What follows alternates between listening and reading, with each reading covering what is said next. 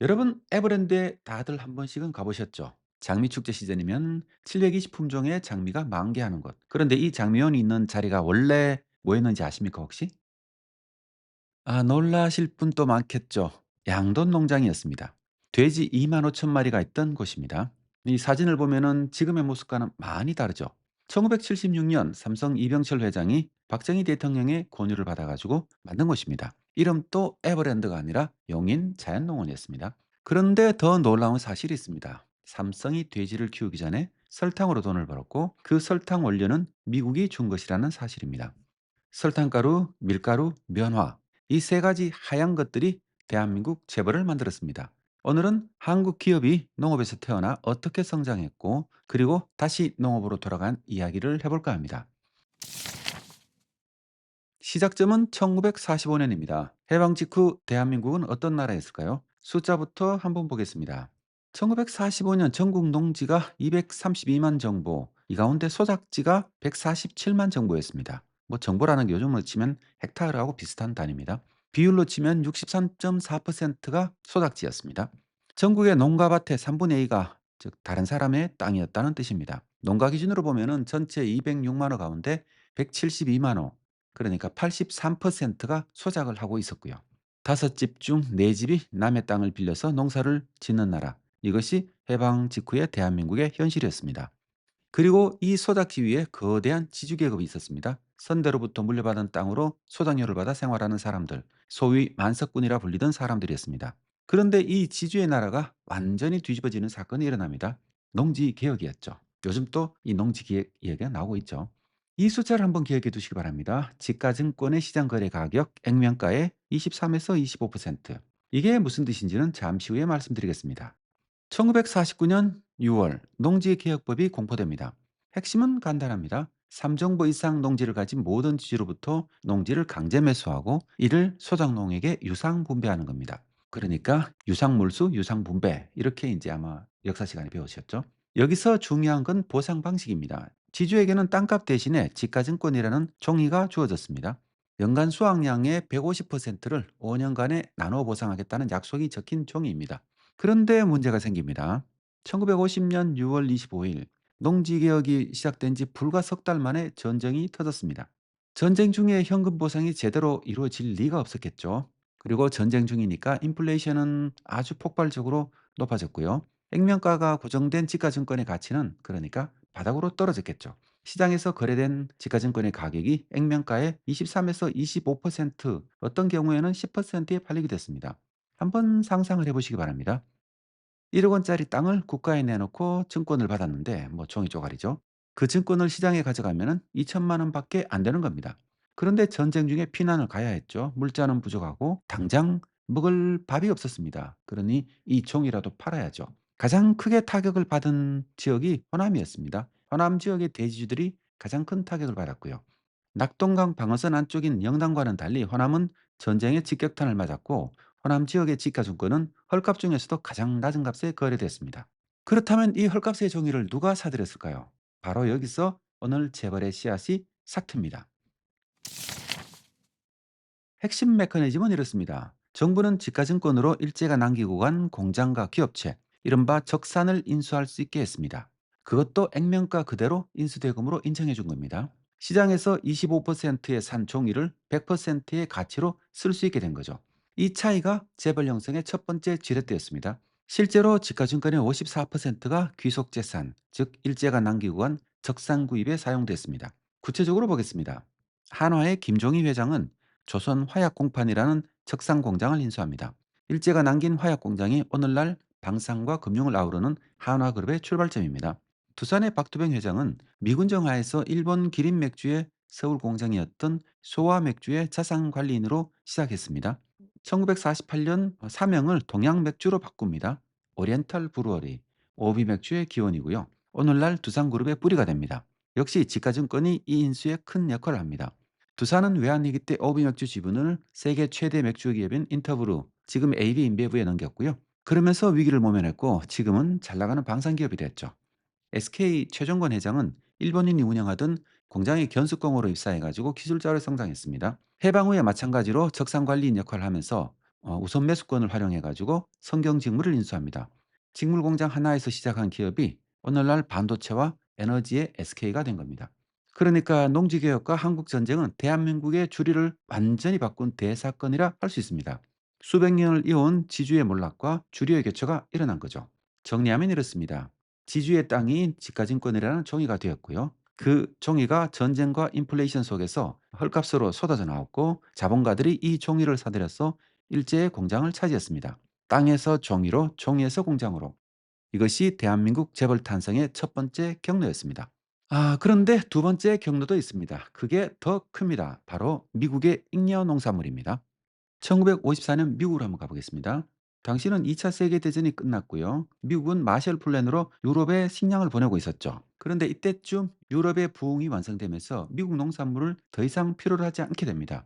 미국의 창고에는 곡물이 산더미처럼 쌓이기 시작했죠. 당시 하루 보관비만 100만 달러 이상이 들었다고 합니다. 미국은 해법을 찾아야만 했습니다. 1954년 미국 의회가 하나의 법을 통과시킵니다. 농업무역 발전 및 원조법, 미국 공법 480호, 줄여서 PL480이라고 부릅니다. 이름은 원조법이지만 법의 목적은 두 가지였습니다. 첫째는 식량 부족 국가를 도와준다. 둘째는 미국 농산물의 해외 시장을 개척한다 했습니다. 자, 이 구조 안에서 재벌이 어떻게 탄생했는지, 어떻게 성장했는지 자세히 한번 살펴보겠습니다. 이렇게 탄생한 산업을 당시에는 삼백산업이라 불렀습니다. 하얀 설탕, 하얀 밀가루, 하얀 면화. 전부 미국이 원조한 물자를 원료로 하는 것이었죠. 자, 여기서 이제 삼성의 이병철 회장이 등장합니다. 삼성은 원조받은 원당을 가공해가지고 제1제당을 세웁니다. 제1제당이 삼성그룹의 성장에 결정적인 종잣돈을 마련하는 계기였죠. 대한제분은 원조 밀을 배정받아서 공표 밀가루를 만듭니다. 그 외 동아제분, 조선제분도 같은 구조로 성장합니다. 면화 쪽에서는 경성방직, 방림방적, 일신방적이 원조 면화를 바탕으로 섬유산업을 일으킵니다. 그리고 대충 자금으로 정부가 발주한 전후복구공사를 현대건설이 독식합니다. 도로, 다리, 건물, 미국 농산물을 판 돈이 현대건설 사업의 자본이 된 거죠. 미국에서 들어온 PL480 물자를 배정받은 기업이 오늘날 삼성이 되었고요. 공장을 배정받은 기업은 하나, 두산, SK가 됐습니다. 그리고 공사를 배정받은 기업이 오늘날 현대가 되었죠. 그리고 그 과정에서 한국인의 입맛까지 바뀌었습니다. 1950년대는 말 그대로 미국 잉여물자의 배정의 시대였고 한국은 원조받는 나라에서 미국 농산물의 최대 고객 중 하나로 바뀌었습니다. 그리고 이 구조 위에서 재벌이 태어났습니다. 그리고 부수적으로 일어난 일이 하나 더 있었죠. 지금까지 1950년대까지 오랫동안 세습되어 왔던 지주계급들이 완전히 몰락했습니다. 농지개혁이 만들어낸 지가증권이라는 종이 조각과 미국이 쏟아부은 잉여농산물 이 두 가지가 대한민국 재벌의 씨앗돈이었습니다. 그런데 이야기가 여기서 끝이 아닙니다. 농업위에서 태어난 기업들이 수십 년 뒤 다시 농업으로 되돌아옵니다. 양돈 농장을 만들고 목장을 열고 농업대학을 세웁니다. 왜 그랬을까요? 저도 솔직히 궁금하거든요. 미안함이었을까 아니면 전략이었을까? 지금부터 그 이야기를 해볼까 합니다. 1968년으로 가보겠습니다. 당시 박정희 대통령이 호주와 뉴질랜드를 방문합니다. 아마 호주와 뉴질랜드를 방문했을 때 광활한 목초지에서 소와 양이 풀을 뜯는 광경을 봤겠죠. 그 광경을 보고 돌아온 박정희 대통령은 재벌 총수에게 직접 요청합니다. 축산업을 해라 라고요.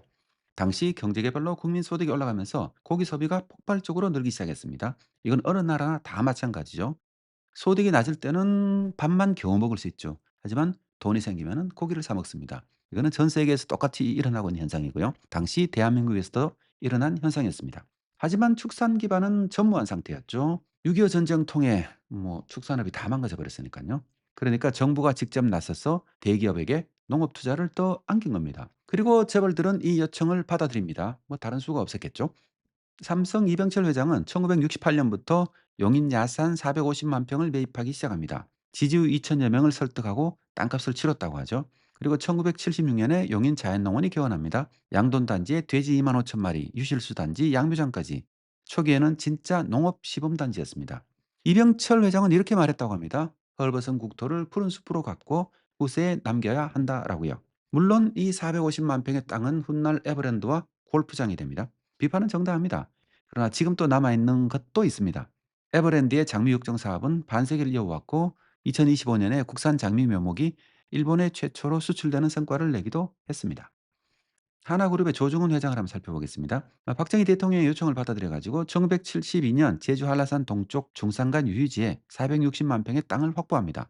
제주도 면적의 약 1%, 여의도의 5배 규모입니다. 여기에 제동 목장을 엽니다. 한우 1,500도 정도를 방목해서 사육하고 자체적으로 건초를 생산했는데 연간 1만 톤 정도나 되었습니다. 그리고 여기에 우리나라 최초의 유려온 실도 지었죠. 파프리카를 재배했습니다. 대한항공 기내식에 제동 하나가 올라가고 파프리카가 올라갔다고 합니다. 항공사에서 직접 소를 키우는 세계에서 유일한 사례라고 합니다, 이게요. 다음은 LG입니다. 당시 구자경 회장은 아버지 구인의 창업지의 뜻을 받들어 가지고 1974년 충남 천안의 연암대학교를 개교합니다. 그분이 남긴 말이 참 인상적이었습니다. 공업 발전의 그늘에 가려 낙후된 우리 농촌의 균형 잡힌 발전을 위해서는 농업 군대와의 기수가 될 인재 양성이 가장 중요하다라는 말씀을 남겼다고 합니다. 50년이 지난 지금 연암대학교는 축산 스마트원의 동물보호 계열로 가지고 농업 전문 인력을 배출하고 있습니다. 직접 농사를 짓는 인력을 배출하고 있습니다. 2006년에는 전국 대학 최초로 귀농 지원 센터까지 만들었습니다. 우리 채널에 출연했던 최상원 교수가 초대 귀농 지원 센터장이었죠. 지금 또 LG그룹은 선대 회장의 뜻을 받들어 가지고 연암대학교를 잘 운영하고 있고, 그리고 또 파마농을 인수해 가지고 여기에다 투자를 하고 있다 합니다. 사실 파마농이 그렇게 며칠이 큰 기업은 아닌데 LG그룹 입장에서는 선대 회장의 뜻을 이어가자, 아마 이런 의지가 강하다고 합니다. 다음은 교보생명입니다. 신용호 회장이 창립자였는데요. 이분의 이야기가 오늘 주제와 가장 직접적으로 연결되기도 합니다. 신용호 회장은 전남 영암 농촌 출신입니다. 부친이었던 신혜범 선생은 야학을 열고 소작쟁이 앞장섰던 분이고요. 맏형 또 농민운동을 하다가 일제에 쫓기는 신세가 되기도 했다고 합니다. 그런 집안 출신의 사업가가 어떻게 보험회사를 세웠을까요? 여기서 다시 농지개혁이 등장합니다. 신영호 회장 역시 농지개혁 과정에서 쏟아진 지가증권의 흐름 속에서 자본 형성의 기회를 잡았고, 그것이 1958년 대한교육보험, 현재 교보생명 창립의 종잣돈이 됩니다. 그런데 교보생명의 사업 모델 자체가 농촌을 겨냥한 것이었습니다. 당시 농촌 사회의 가장 큰 고민은 자녀 교육비였습니다. 신영호 회장이 창안한 교육보험은 세계 최초의 모델이었다고 하는데요. 농민들에게 이렇게 설명했다고 합니다. 이 보험에 들면 나중에 소를 팔지 않고도 자식을 대학에 보낼 수 있습니다. 농한기에 모은 돈을 보험료로 내고 자녀가 대학에 진학할 때 목돈을 받는 시스템, 한국 농촌의 교육열을 자본화한 획기적인 모델이었습니다. 그리고 기업이 성장한 뒤에 신용호 회장은 자신의 뿌리가 농촌에 있다는 것을 잊지 않았죠. 1991년 대산농촌재단을 설립합니다. 대한민국 최초의 농촌지원 공익재단이죠. 이 재단을 소개하는 문구 중에 하나가 인상적이었는데요. 농촌은 우리 삶의 뿌리요, 농업은 생명을 지켜주는 산업이다 였습니다. 인상적이죠. 이 재단은 농업기술 연구를 지원하기도 하고 농업인 자녀 장학금을 지원하기도 하고요. 그리고 또 선진 농업 연수 프로그램까지 합니다. 사실 제가 그 연수 프로그램에 다녀온 수혜자이기도 합니다. 농지 개혁의 즉가증권에서 출발해서 농촌의 교육열로 기업을 키우고 다시 농촌에 되돌려주는 교보생명은 오늘 이야기의 가장 완전한 순환적 구조를 보여주는 사례다. 저는 이런 생각이 솔직히 좀 들었습니다. 그리고 다음은 농심입니다. 농심은 시작은 조금 다릅니다. 지금의 농심은 1965년 고 신춘호 회장이 세운 롯데공업에서 출발했습니다. 그런데 왜 이름이 농심으로 바뀌었을까요? 형인 신격호 회장이 라면 사업을 반대했기 때문이라고 합니다. 그래서 결국 롯데라는 이름도 쓰지 못하게 했다고 하죠. 그때 신춘호 회장이 새로 붙인 이름이 바로 농부의 마음, 농심이었습니다. 거대 자본에서 홀로서면서 그가 붙잡은 가치가 바로 농이었던 거죠. 농의 가치였습니다. 라면의 원료인 밀가루는 앞서 말씀드린 대로 PL480의 유산입니다. 그리고 수미칩의 수미는 실제 감자 품종의 이름이고요. 사실 수미 감자는 감자칩으로 만들기에는 최악의 조건이라고 합니다. 전분이 적어가지고 좀 눅눅하고 당분이 많아가지고 고온에서 금방 타버리거든요. 그러다 보니까 가공하기 쉬운 수입산 가공용 감자를 씁니다. 하지만 농심은 국산 수미 감자를 고집했습니다. 효율보다는 우리 땅의 품종을 택하고 그 한계를 기술로 돌파하려고 노력했었죠. 이 대목만큼은 농심이라는 이름에 걸맞은 기업가 정신이 솔직히 좀 느껴집니다. 여기서 솔직한 질문을 한번 던져보겠습니다. 그럼 이 기업들이 농업으로 돌아온 이유가 뭘까요? 두 가지 해석이 있습니다. 하나는 속죄고 또 하나는 환원입니다. 농업으로 자본을 축적한 것에 대한 일종의 사회적 부채의식이라고 할 수 있겠죠. 이병철 회장은 후세를 위한 마지막 사업이라고 했고, 신용호 회장은 농촌은 삶의 뿌리라는 말을 했었죠. 그 말 속에서 어떻게 보면 흔적이 보입니다. 다른 하나는 전략적인 면도 당연히 있었겠죠. 삼성 에버랜드의 450만 평은 아주 엄청난 부동산 자산이기도 했고, 그리고 공익재단은 세금 구조하고 기업 이미지 세탁에 유리한 측면도 있었죠. 축산 진출은 정부 요청에 따른 불가피한 선택이기도 했을 거고요. 그러니까 정답은 아마 둘 다일 겁니다. 역사에서 순수한 동기와 전략적 계산은 늘 함께 움직이니까 말이죠. 그런데 제가 오늘 정말 하고 싶은 이야기는 사실 여기서부터입니다. 1970년대와 1990년대 이 기업들이 했던 일들을 한번 떠올려 보십시오. 양돈 농장, 목장, 농업대학, 농촌재단. 그것이 속죄든 전략이든 적어도 그때는 뭔가를 했습니다. 그런데 지금은 어떻습니까? 2025년 현재 한국 기업의 ESG 보고서를 펼쳐보면요. 탄소 중립, 재생에너지 다양성과 포용 이런 키워드들은 넘쳐납니다. 그런데 농업이라는 단어는 거의 찾을 수 없습니다. 농업기업 중에 가장 큰 기업인 하림에서마저도 솔직히 찾기는 어려웠습니다. 조금 이상하지 않습니까? 이 기업들의 자본 축적이 어디서 시작됐는지 오늘 우리는 살펴봤습니다. 밀가루에서, 설탕에서, 면화에서, 그리고 농지에서 시작됐죠. 한국 농업은 지금 위기에 있습니다. 여러분들 다들 이해하시겠죠? 농가 인구는 급격하게 고령화되어 있고요. 식량 자급률은 하락하고 있고 휴경지는 늘어나고 있고 기후변화로 농업 생산이 점점 어려워지고 있습니다. 이 문제들은 정부 예산만으로는 해결되지 않습니다. 해결이 불가능하죠. 연암대학교는 50년째 묵묵히 농업인을 키우고 있지만은 LG그룹 전체 ESG 전략에서 연암대학교가 차지하는 비중은 얼마나 될까요? 대산농촌재단은 35년째 농업 연구와 농업 인력 양성을 지원하고 있습니다. 교보생명의 ESG 보고서에서 농업이 전략적 측면으로 다뤄지고 있다고 할 수 있을까요? 제동목장은 오히려 제주 한우 농가와 갈등을 빚고 있고요. 삼성의 양돈 사업은 1991년에 이미 철수했습니다. 농업에서 태어난 기업들이 농업의 위기 앞에서 그래도 좀 역할을 해줬으면 좋겠다 싶은 아쉬움이 드는 건 어쩔 수 없죠. 그랬으면 좋겠다는 마음이 조금 있습니다. 이들 기업들의 ESG라는 말이 진짜 의미를 가지려 그러면은 환경 E에는 농업 생태계 보전이 좀 들어가야만 하겠고요. 사회 S에는 농가 소득과 식량 안보가 조금 들어가면 어떨까 싶고 거버넌스 G에는 기업과 농업의 구조적 파트너십이 좀 들어가면 어떨까요?